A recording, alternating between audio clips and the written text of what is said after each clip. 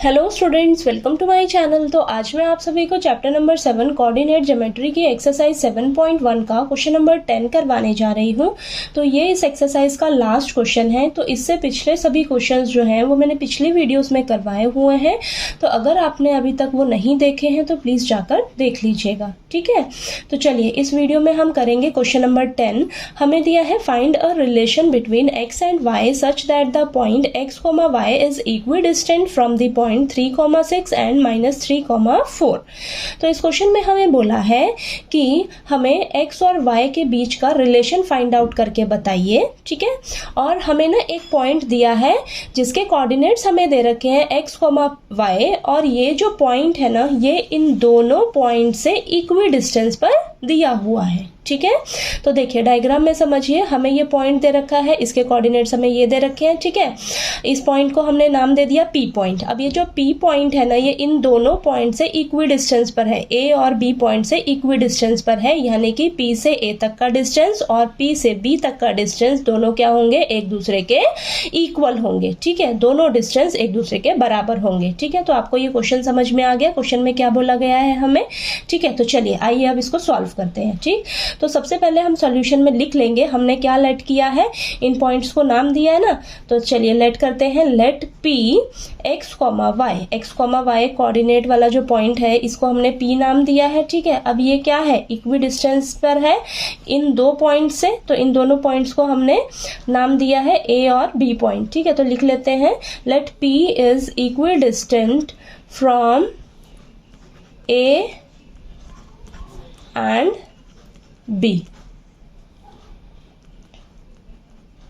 ठीक है। तो यहाँ पर मैंने ये लिख लिया। अब देखिए, अब यहाँ पर P पॉइंट जो है इन दोनों पॉइंट से इक्वी डिस्टेंस पर है, तो यहाँ से हमें पता लग रहा है कि यहाँ पर हम क्या करेंगे, इस क्वेश्चन में डिस्टेंस फॉर्मूला अप्लाई करने वाले हैं, ठीक है। तो यहाँ पर हम सबसे पहले लिख लेते हैं, हमारे पास डिस्टेंस फॉर्मूला क्या होता है, √x2 - x1 का whole square plus y2 - y1 का होल स्क्वायर, ठीक है। अब यहाँ पर P A से लेकर P B तक का जो डिस्टेंस है वो एक दूसरे के इक्वल होगा, ठीक है। यही क्वेश्चन में दे रखा है ना हमें, ठीक है। तो ये इन दोनों का डिस्टेंस एक दूसरे के बराबर होगा, ठीक है। तो अब हम क्या करेंगे, इन दोनों तरफ डिस्टेंस फॉर्मूला अप्लाई करेंगे, ठीक है। तो चलिए करते हैं, P से A तक का डिस्टेंस निकालेंगे सबसे पहले।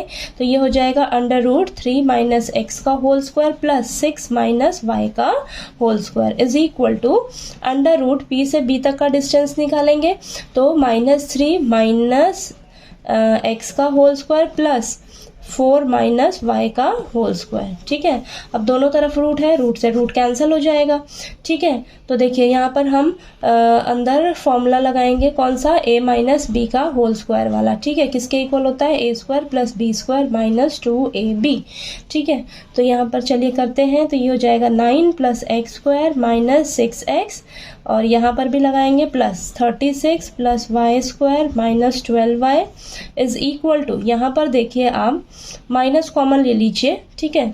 तो माइनस अगर मैं कॉमन लूँगी तो यहाँ अंदर बचेगा 3 + x, ठीक है, का होल स्क्वायर, ठीक है। माइनस मैंने बाहर ले लिया प्लस, अब यहाँ पर भी मैं क्या करूँगी, A - B का होल स्क्वायर वाला फॉर्मूला अप्लाई करूँगी, ठीक है। तो ये हो जाएगा हमारे पास 16 + y² - 8y, ठीक है।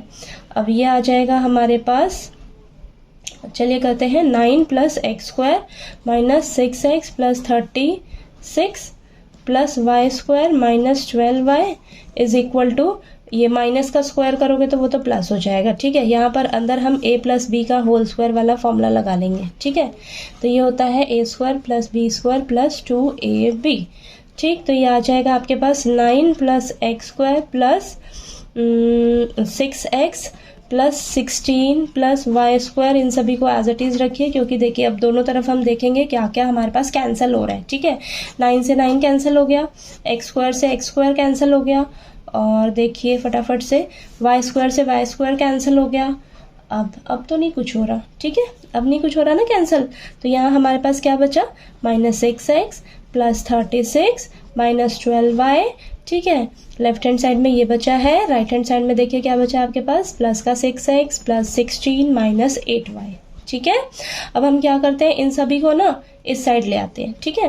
तो ये हो जाएगा -6x plus 36 minus 12y, minus का 6x प्लस का है, इधर आकर माइनस का हो जाएगा, प्लस का 16 है, माइनस का 16 हो जाएगा, माइनस का 8y है, प्लस का 8y हो जाएगा, इज इक्वल टू 0, ठीक है।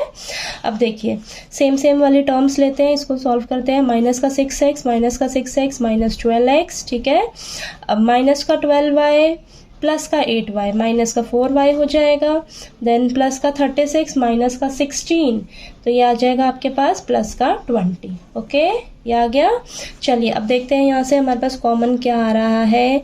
कॉमन आ रहा है यहाँ पर हम -4 कॉमन ले लेते हैं, ठीक है। तो अंदर बचेगा 3x प्लस y और ये माइनस का 5, ठीक है। तो माइनस भी कॉमन लिया ना, तो ये तो प्लस हो जाएगा, ये भी प्लस हो जाएगा, ये प्लस है तो ये माइनस हो जाएगा, ठीक है, इज इक्वल टू 0, ठीक है। तो हमारे पास क्या बचा देखिए, 3x plus y minus 5 is equal to 0, तो ये हमारा आंसर है, ठीक है। तो यहाँ पर देखिए हमें बोला था x और y के बीच का रिलेशन फाइंड आउट करके बताइए, तो ये हमारे पास ये आया है, x और y के बीच में रिलेशन निकल कर आ गया है, ठीक है। तो यही हमारा आंसर है, फाइनल आंसर हमारा यही है, ठीक है। ठीक, तो चलिए ये लास्ट क्वेश्चन आपका इस एक्सरसाइज का यहीं कंप्लीट होता है। तो आपको क्वेश्चन नंबर 10 जो है वो अच्छे से समझ आ गया होगा।